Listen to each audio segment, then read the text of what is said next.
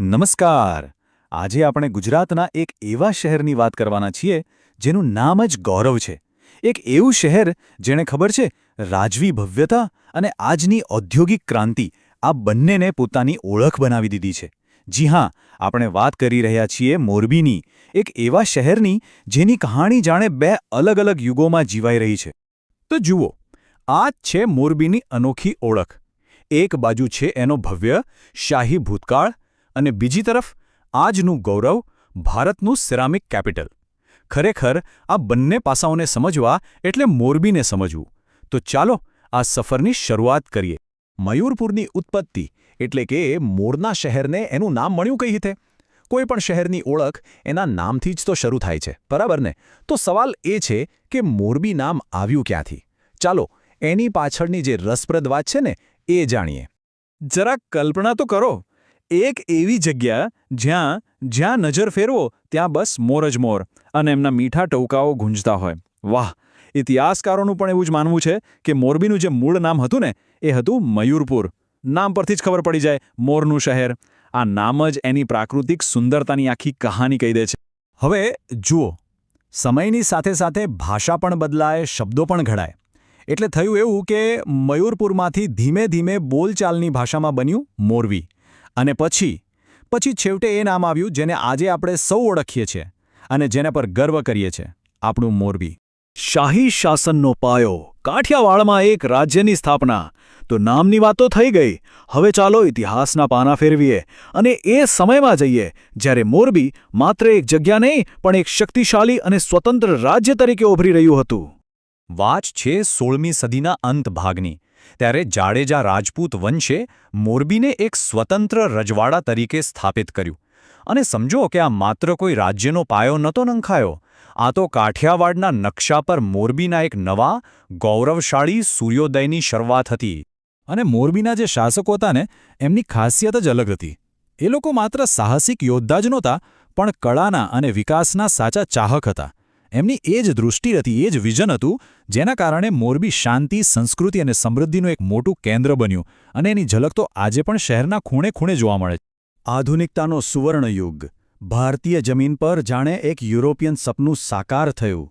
હા, મોરબીના ઇતિહાસમાં એક એવો સમય આવ્યો, એક એવો સુવર્ણકાળ, જ્યારે અહીંના શાસકોની જે આધુનિક વિચારસરણી હતી ને, એણે આખા શહેરની કાયા જ પલટી નાખી.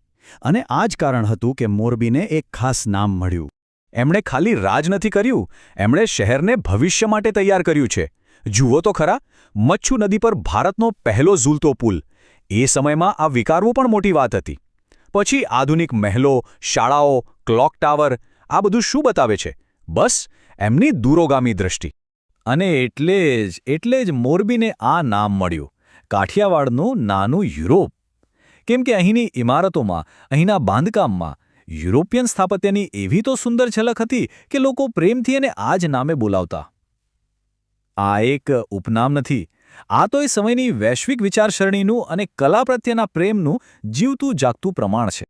પણ વિચારો, આટલા વર્ષોમાં, આટલી સદીઓમાં કેટલું બધું બદલાઈ ગયું. શાસકો આવ્યા ગયા, યુગ બદલાયા, પણ કોઈક તો છે જેણે આ બધું જ, મોરબીના દરેક સુખ દુઃખને, દરેક ઉતાર ચઢાવને ચૂપચાપ જોયું છે. એક મૌન સાક્ષી. કોણ હશે? એ છે આપણી મચ્છુ નદી, મોરબીની જીવાદોરી. આ એ જ નદી છે જેના કિનારે આખું શહેર વસ્યું, વિકસ્યું અને સમૃદ્ધ બન્યું. મચ્છુ માત્ર એક નદી નથી, એ તો મોરબીના દરેક હાસ્ય અને દરેક આંસુની સાક્ષી છે. બધું જ એણે પોતાના પ્રવાહમાં સાચવી રાખ્યું છે.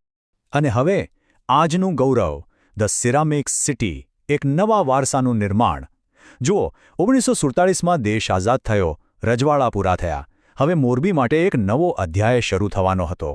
શાહી વારસામાંથી બહાર આવીને આધુનિક ભારતમાં પોતાની એક નવી જ ઓળખ બનાવવાની હતી. અને મોરબીએ એ કરી બતાવ્યો, ભારતનું સિરામિક શહેર બનીને. આખી સફરને જો એક નજરમાં જોવી હોય તો આ જુઓ. 16મી સદીમાં રાજ્યની સ્થાપના થઈ, પછી આવ્યો 19મી સદીનો આધુનિકીકરણનો યુગ, 1947માં ભારત સાથે જોડાયું અને આજે એક ગ્લોબલ સિરામિક હબ છે. એક રાજ્યથી લઈને એક ગ્લોબલ હબ સુધીની સફર ખરેખર કેટલી અદ્ભુત છે. તો આજે મોરબી એટલે શું? એ માત્ર એક શહેર નથી, એક ઇન્ડસ્ટ્રીયલ પાવરહાઉસ છે. અહીંની ટાઇલ્સ, અહીંનું સેનેટરી વેર, આખી દુનિયામાં એની માંગ છે. અને આ જ તો મોરબીની ખૂબી છે. કેવી રીતે પોતાના ભવ્ય વારસાને જાળવીને આધુનિક ઉદ્યોગમાં દુનિયા પર રાજ કરવું એ મોરબી પાસેથી શીખવા જેવું છે. એટલે જ મોરબી એ ખાલી ઈંટ પથ્થરનું બનેલું શહેર નથી. એ તો એક ધબકતો ઇતિહાસ છે, દરેક મોરબીવાસીનું સ્વાભિમાન છે. અને મહેનત અને દીર્ઘદ્રષ્ટિ કોને કહેવાય એની જીવતી જાગતી પ્રેરણા છે. ભૂતકાળને સાચવીને, વર્તમાનને શણગારીને મોરબી ભવિષ્ય તરફ જોઈ રહ્યું છે. સવાલ બસ એ જ છે કે પરંપરા અને આધુનિકતાના આ સંગમ પર મોરબી હવે આવનારા સમયમાં કઈ નવી ગાથા લખશે.